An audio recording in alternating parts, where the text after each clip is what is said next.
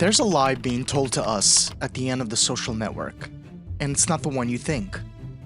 That final scene, Zuckerberg alone in a glass room, refreshing his screen, waiting for a connection that may or may never come. We've been taught to read that as tragedy, as karma, as the universe's bill finally coming due. You gained the world, but you lost your soul. And we love that story because it makes power feel fair. It tells us that winners pay a hidden price, that loneliness is the price for ambition. But what if that's not what the movie's showing us at all? What if Mark Zuckerberg's loneliness isn't the cost of winning, but proof that winning stopped requiring human connection in the first place? What if the system didn't punish him from being alone? It just stopped needing what we think he lost. The social network isn't a tragedy, it's a blueprint, and we've been running it ever since. The cultural reading of The Social Network is pretty unified. We think we're watching a classic tragedy about ambition corroding character, about genius burning away every bridge of friendship and love. Fly too close, lose everyone, and crash alone. And we can track it. Erica Albright gone in the opening minutes through callousness. His best friend, Eduardo Saverin, betrayed and humiliated in pursuit of scale. Sean Parker shows up, parasitic but charismatic, while he's worthy of attention, but not true friendship. By the end, he's surrounded by lawyers, his wealth defending him, but severing him from everyone who once knew him as simply Mark. That final scene is the punctuation. One of the wealthiest, most powerful people on Earth is utterly alone. That's the point the movie wants to land. And it works. It's a clean story. Mark's the problem. His wiring is broken, so we get to judge him and feel safely distant. He's a monster of ambition, and we're not, and his downfall is his own making. This reading is morally useful. It's someone to blame, a cautionary tale to cite, a comforting narrative where the universe enforces justice through isolation. But it's also unfinished. Old school moral story stapled into a very modern machine. It focuses on the protagonist's heart while quietly documenting the machine being built around that heart, one that gradually makes the heart irrelevant. This interpretation isn't wrong. It's necessary but insufficient. Because the social network isn't interested in why Mark ends up alone, it's interested in how a world gets built where being alone stops mattering. The moment the lie breaks isn't dramatic. It's not the "I'm coming back for everything" scene. That's just the consequences playing out. No, the crack happens much earlier, and is quieter. It happens in the dorm room conversation most people don't even register. Mark is explaining the Facebook to Eduardo, and Eduardo, thinking like a human being embedded in a social world, immediately offers what he has. Access to the Phoenix Club, an exclusive finals club, real social capital.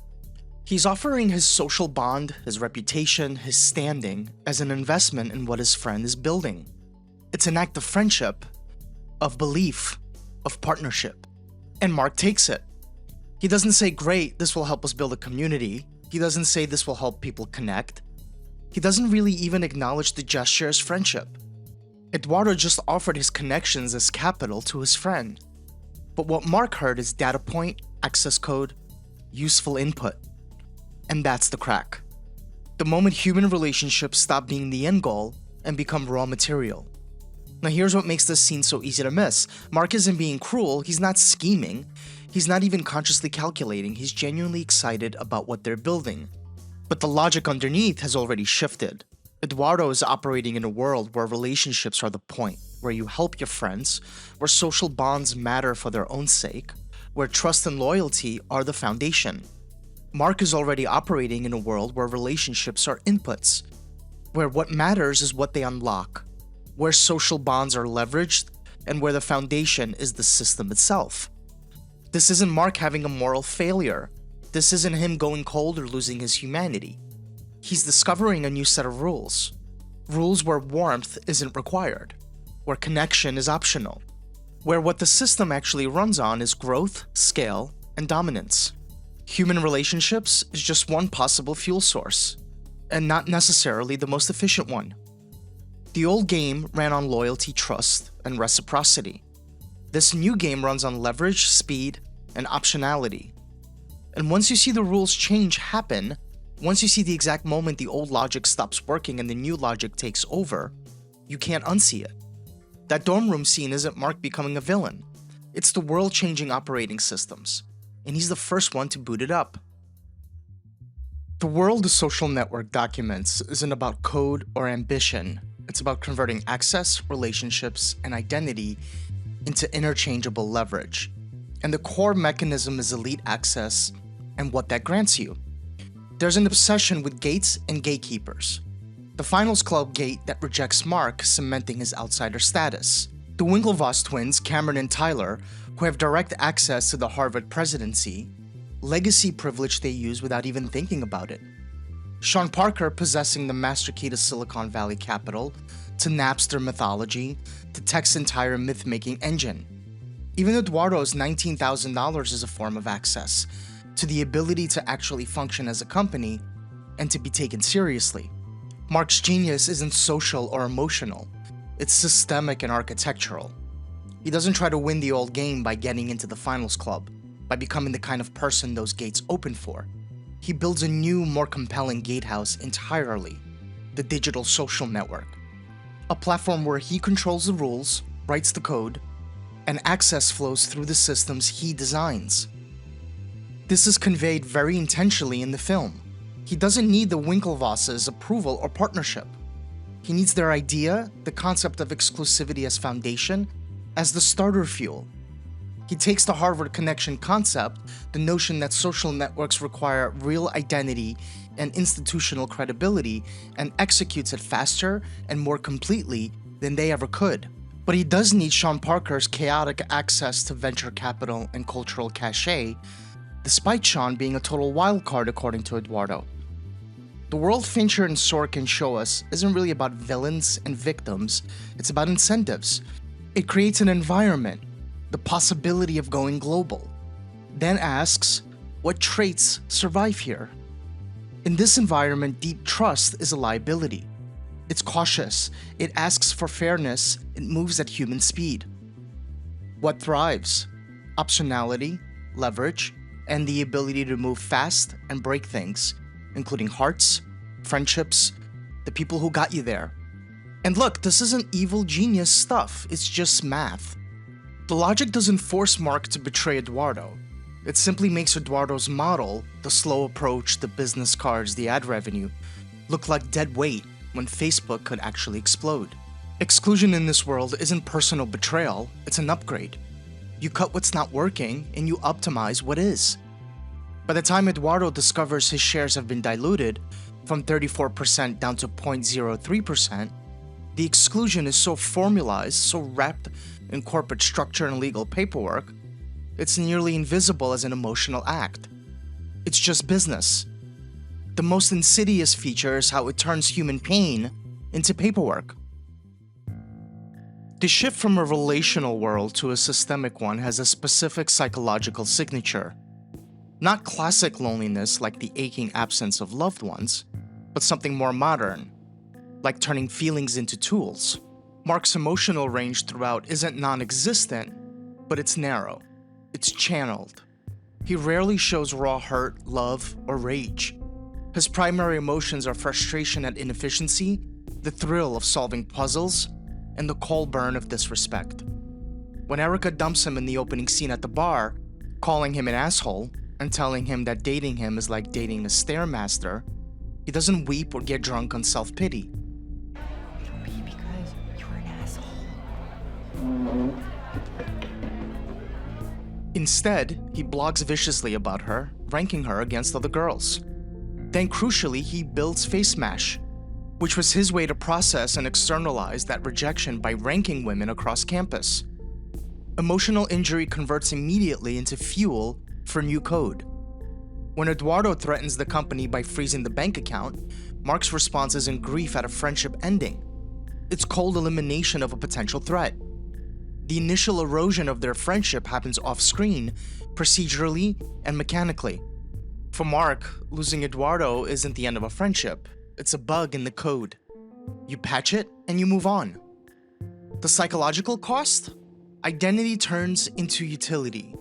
People, including yourself, get evaluated for their function, not who they are. Are you a founder, a CFO, a lawyer, or a user? Are you an asset or a bottleneck? Are you accelerating growth or impeding it? This flattens the rich texture of human personality into a functional profile. The resulting internal state isn't warmth or coldness, but functional neutrality.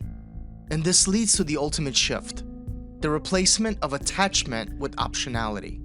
Once relationships are resources, attachment becomes insufficient. And when attachment is insufficient, optionality becomes the emotional default. Attachment is specific and vulnerable. It ties you to one person, one path, one outcome. It requires trust, patience, and the acceptance of another person's flaws and rhythms. Optionality is open-ended. It's the constant maintenance of potential, of better choices just a click away, of networks that can be reconfigured at will. We see the end state, a man sitting atop a network of 1 billion potential connections, endlessly refreshing a page, seeking not a specific person, but the option of connection itself.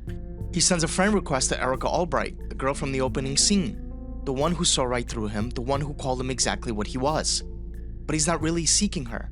He's seeking the possibility that what he built might retroactively repair what his humanity couldn't. He traded the depth of a single flawed relationship for infinite possibility. And here's the thing, we're not watching a freak. We're watching an exaggerated portrait of something we're all doing, preferring the safety of options over the risk of attachment. Whether he wants Erica or just the possibility she represents is the question left unanswered.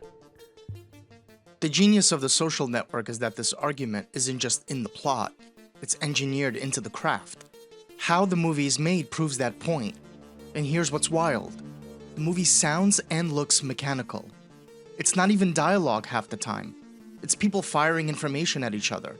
Characters talk over each other, interrupt, process information at high speeds. It mimics the internet itself. Information flying around, rerouting, correcting in real time through put-downs. And the power move isn't wisdom, it's speed, verbal precision. It's the rhythm of code, not a human heart. The cinematography is clinical. Characters are rarely framed in warm two shots that suggest emotional connection. They're isolated in the frame, separated by massive tables, by computer screens, by the yawning chasm of the deposition room. The Harvard courtyards are shot cold and blue. The California parties, Sean Parker's world, are dark and chaotic. The spaces themselves feel like network diagrams, nods and distances, not places designed for human gathering. The narrative structure uses repetition to show the process. We see multiple coding sessions, business meetings, legal depositions. The film cuts between timelines, creating a rhythm that reinforces the feeling of cycling through operations. Boot up, execution, output. The human drama, the betrayals, the anger, the legal consequences feel like heat generated by friction, not the purpose of operation. The craft matters because it makes the world look good.